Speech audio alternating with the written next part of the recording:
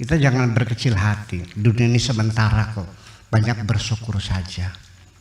Alhamdulillah. Syukur-syukur. Kalau kita bukan sekedar syakir, tapi juga syakur. Kalau syakir tuh sekali. Kalau dapat rezeki bersyukur. Kalau belai nangis. Itu sudah syakir. Tapi kalau selalu bersyukur, itulah innahu kana abdan syakura. Dapat duit banyak, alhamdulillah. Dapat sedikit, nggak dapat duit, duitnya hilang, lulus dah jadi wali semua nih. Iya, semuanya alhamdulillah. Nggak dapat suami, ketemu sama cowok. Alhamdulillah. Ngelamar, punya suami, suaminya selingkuh. Nah, ketika ibu-ibu selalu memuji Allah dalam kondisi apapun, ya selalu alhamdulillah, maka Tuhan berjanji apapun yang keluar dari mulutmu pasti aku dengarkan. Sama tune omongan sing cangkeme sira tak krongokenan kabeh. Dan tidak mungkin orang yang bersyukur menderita seperti itu kok. Segala ucapannya didengar oleh Allah Subhanahu wa taala. Hanya yang jadi persoalan bagaimana bersyukur seperti itu. Ya artinya bahwa kita selalu menyanjung Allah, memuji Allah, berterima kasih kepada Allah apapun pemberian Allah. Udah, alhamdulillah. Seperti apa? Artinya jangan ada ruang-ruang kosong. Semuanya adalah menyanjung Allah. Ya, Rabbana lakal hamdu, wahai Tuhan kami selalu memujimu. Berapa banyak engkau memuji Tuhanmu? Mil'us samawati, sepenuh langit. Wa mil'ul ardi, dan sepenuh bumi. Wa mil'u ma syi'ta min syai'in ba'du, dan sepenuh seberang sononya langit dan sepenuhnya seberang sononya bumi. Mil'us samawati wa mil'ul ardi wa mil'u ma syi'ta min. Itulah makanya sami Allahu liman hamidah akan didengar oleh Allah. Saucap nyata. Ting bating bokatan tukaran karo laki kah ibu-ibu ya. Ajelok jupatane laki. Gempor kang, gempor beneran. Saucap nyata aja. Iya. Nah itu persoalannya. Udahlah banyak syukuri saja, alhamdulillah. Nikmat Allah masih banyak sekali. Ibu-ibu mau nggak saya kasih uang 10 triliun? Mau nggak? Kalau didepositokan, kira-kira berapa per bulannya tuh? Kang gini itu mending. Kira-kira nggak usah kerja lagi, selonjor, udah kebat. Iya. Tetapi cuci darah setiap hari mau. Ternyata akhirnya bahwa faktor yang paling substantif untuk membangun kebahagiaan adalah kesehatan kok. Percaya nggak? Betul nggak? Makan sate atau makan ikan asin mana yang enak? Tapi giginya sakit. Enak nggak? Makan ikan asin tapi giginya sehat, enak nggak? Jadi yang enak itu satenya apa giginya yang sehat? Sudah syukur. Saya baru saja diimpus 2 bulan. 2 tahun saya kena asam lambung. Dirawat di rumah. Dokternya bolak-balik pagi sore. Bukan diimpus kan 2 bulan. Pakai oksigen. 1 oksigen itu, 1 botol kecil itu 40.000. Tapi belinya di Indramayu. Mobilnya sama supirnya kan jaring 100 botol. Sehari 2 botol selama 2 bulan. Berapa duitnya tuh? 200 jadi 6 juta ya sebulannya. 12 juta, pokoknya sebulan 6 juta. Nah, ibu-ibu menghirup oksigen itu bayarnya berapa? Kita menghitung nikmat Allah oksigen saja, wis pur kabeh kan gitu. Betul enggak? Mahal oksigen tuh, Bu. Ternyata ya iya. Kita diberi kesehatan, ya sudahlah. Yang penting sehat, bersyukurlah, alhamdulillah. Ya. Yang menyebabkan kita ini tidak nyaman karena kita tidak bersyukur, lalu akhirnya membandingkan dengan orang lain. Itu yang menyebabkan kita tidak nyaman. Sekarang begini Bu sekalian, nasi sama tempe saja makannya, nggak ada kecap, nggak ada sambal, nasi sama tempe. Saya yakin kalau kita makannya konsentrasi dengan penuh rasa syukur, alhamdulillah hari ini saya masih bisa dikasih makan sama Allah, masih ada nasi, ada tempe. Yang penting nikmati apa adanya dengan rasa syukur dan terkonsentrasi. Mata kita melihat tempe, tangannya pegang tempe, giginya gigit, tenggorokannya nelen, pikirannya mikirin nikmat kok. Sebabnya kita makan tempe nangis karena engkau memperbandingkan orang lainnya makan pakai sate. Betul enggak? Nangis makanya nih. Lihat orang di depan makan sambal goreng, dendeng, tegedel, tokowok, encrat, kerupuk, keripik, opak, lantak, regidak. Iya, yang makannya mewah, nangis. Itu salah satu. Hilangkan semua itu. Jangan memperbandingkan dirimu dengan orang lain. Yang kedua, banyak bersyukur. Insya Allah nyaman. Ya.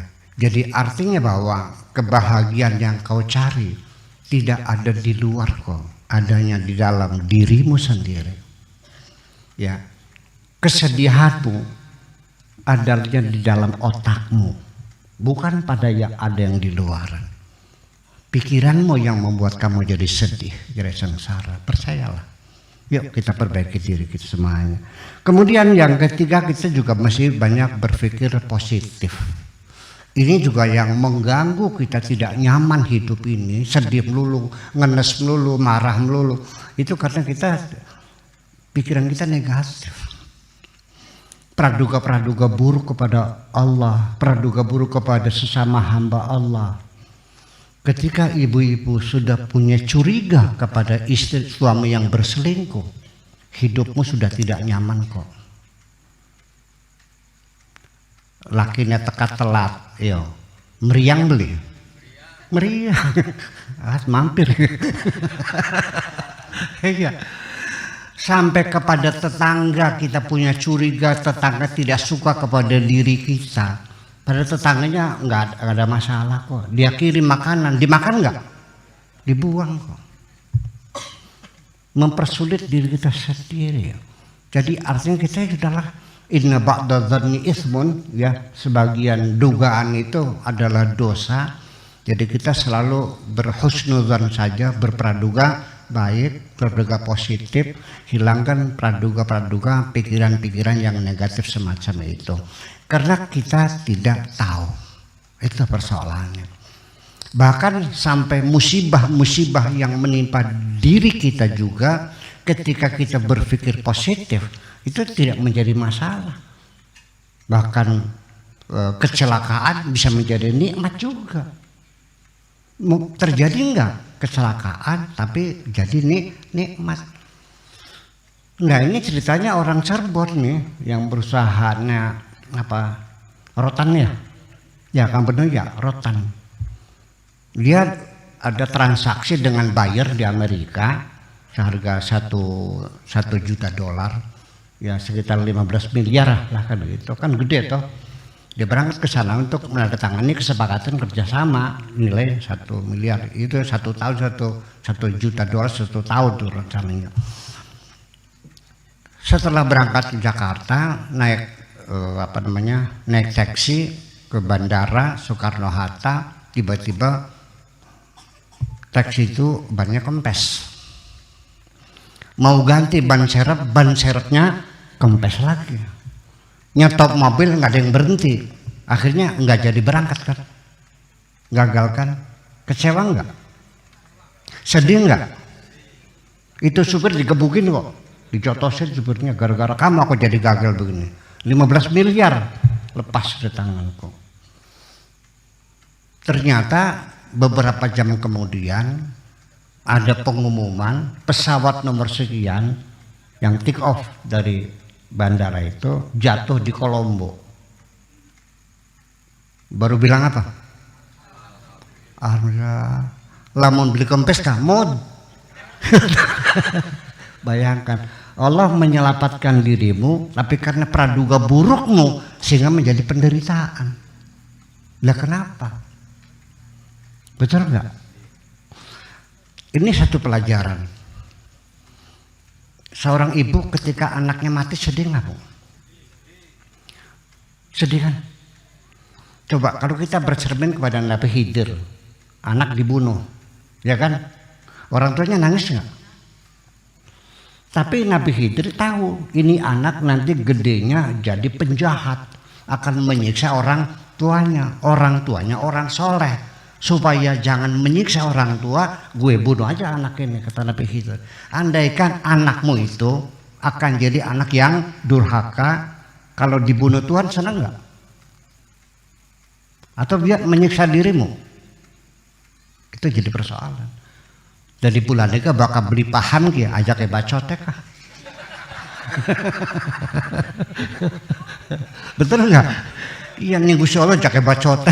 Gus kare nurut sami'na wa ta'na ghufranaka rabbana wa ilaikal masir. Itu. Sami'na, siap kami terima segala keputusanmu. Wa ta'na, dan siap kami jalani segala keputusanmu. Di tengah perjalanan apabila salah, ghufranaka, ampunilah kami. Hebat nggak gitu? Ya, baru hatimu damai kalau engkau sudah berserah diri kepada Allah. Kemudian yang keempat itu juga perlu diperhatikan, kalau kita ingin hidup sehat, hidup bahagia, nyaman, juga jangan terlalu banyak menghabiskan tenaga, diporsir tenaga siang malam, warung sedang laris-larisnya sampai jam 2 masih melayani orang terus, kena liver akhirnya, ya, kena liver akhirnya, pada bengkak semuanya, iya. Setelah kita korbankan kesehatan kita untuk mencari harta, setelah hartanya banyak, harta kita dikorbankan lagi mencari kesehatan, goblok deh. Jadi perlu istirahat, banyak istirahat lah, ya kan? Punten ibu sekalian, sudah jam 10 malam, jadi ya besok lagi saja. Kecuali orang beli obat ya, itu ya kita layani juga. Itu mendesak sekali. Jadi kita juga perlu waktu yang istirahat. Istirahat itu sebetulnya ya normalnya ya begini. Kebutuhan kita untuk istirahat manusia itu, kalau waktu kita bayi itu 23 jam. Meleknya 1 jam kok. Kalau lapar dia melek, kan gitu. Udah kenyang tidur lagi. Lapar lagi, melek lagi. Atau apa namanya, BAB, bangun sebentar, selesai dibersihkan, ya tidur lagi. Nah, makin hari makin berkurang, 20 jam, 19 jam, 18 jam, 15 jam, 10 jam, sampai normalnya itu 8 jam tidur, itu sudah cukup. Tapi bagi usia yang berlanjut, yang sudah di atas 50, itu terus berkurang. Kalau orang-orang tua itu tidurnya 4 jam, udah cukup. Iya. Ya karena bagaimanapun juga sel-sel kita yang rusak itu digantinya itu dalam waktu 8 jam tidur yang lelap. Perlu sekali istirahat total. Nah, pengen tahu nggak caranya mendapatkan kualitas tidur yang tinggi? Kira-kira tidurnya lelap. Sering nggak ibu-ibu susah tidur? Apa sebabnya? Karena otak kita masih aktif. Selagi otakmu aktif, nggak bakal tidur. Saya punya kebiasaan buruk. Kalau tidur tuh baca buku. Kalau belum hatam nggak tidur sampai subuh.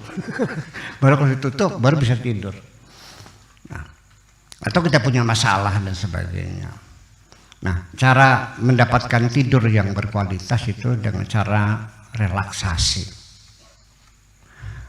Relaksasi ini caranya begini.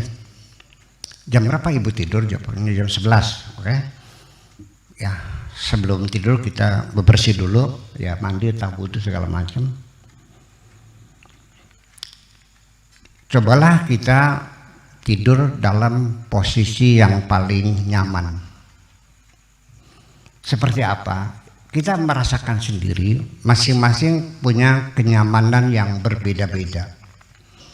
Ada yang nyamannya batangnya 3, betul nggak?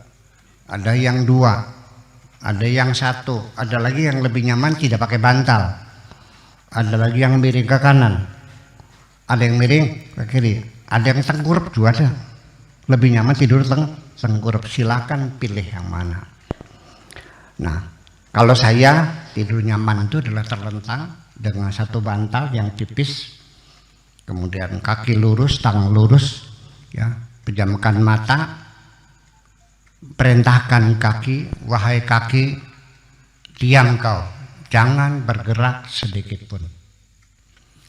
Wahai tangan, diam, jangan bergerak sedikit pun. Mata pejamkan, telinga abaikan apapun yang kau dengarkan. Pikiran berhenti berpikir, tarik nafas yang dalam sampai sepenuh perut kita, lalu kita lepaskan perlahan-lahan.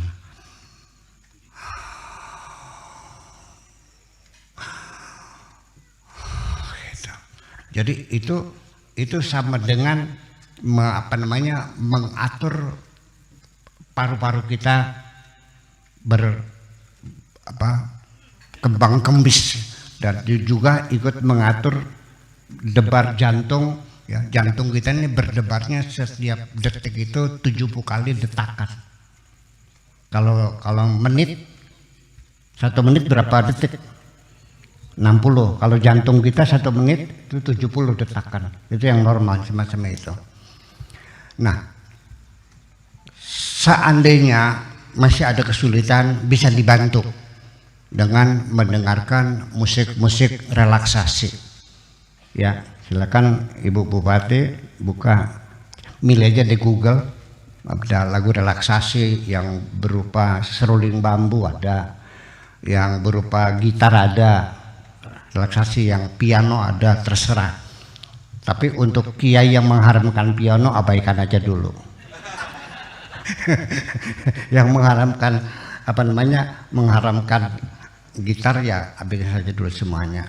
Nah, syukur-syukur kalau ibu senang Al-Quran, mangga buka Al-Quran. Tapi jangan lagunya Abdul Basit Abdul Somad ya, yang melengking-lengking gitu, nanti makin tegang otaknya. Cari yang Syekh Hudayfi itu ya, yang bagus ya, yang tartil itu didengarkan. Nah, syukur-syukur lagi menarik napas sambil menyebut Allah dan keluarnya mengatakan hu, menjadi Allah, hu dan sebagainya. Tidur kita akan lelap dan pagi-pagi segar kembali. Ya, semua sel terganti dan pikiran kita menjadi tenang lagi, fit lagi dan segar kembali untuk menatap hari esok. Kemudian juga perlu kita menggembirakan hati kita, Ibu sekalian. Kalau sedang sedih itu, ya cobalah kita berusaha menghalau kesedihan ini.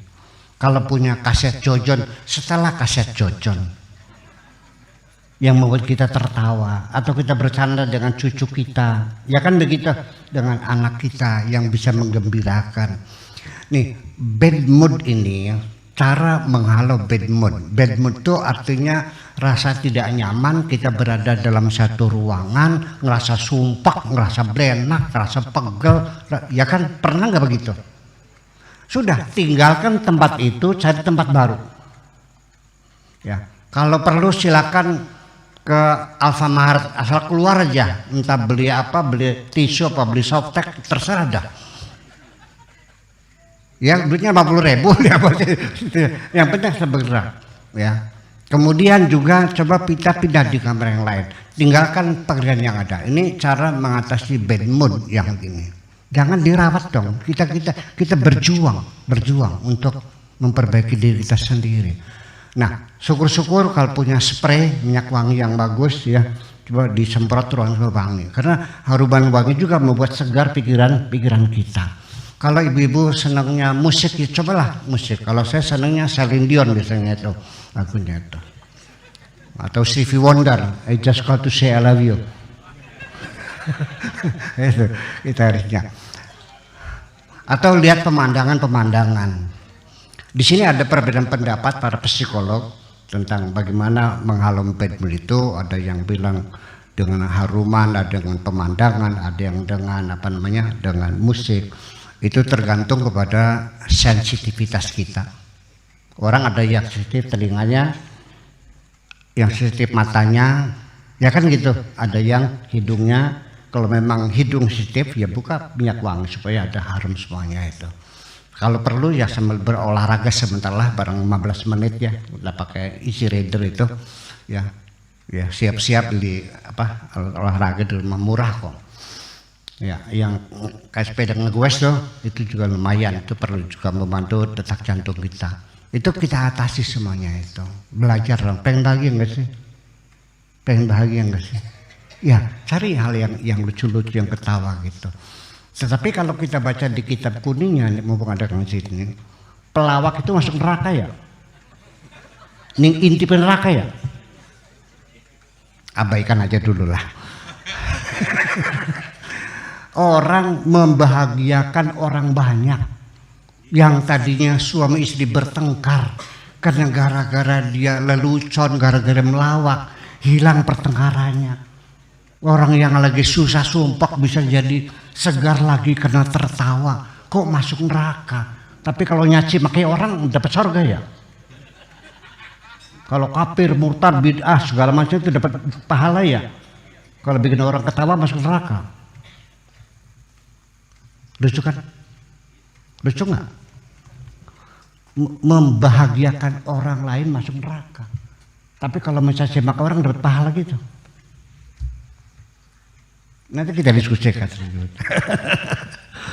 Kemudian juga yang terakhir adalah kita berbagi kebahagiaan. Kalau sedang senang nih Bu, jangan sendirian aja, bagi-bagi. Kalau dapat rezeki ya Ibu Bupati ya, kalau dapat rezeki bagi-bagi Bu ya.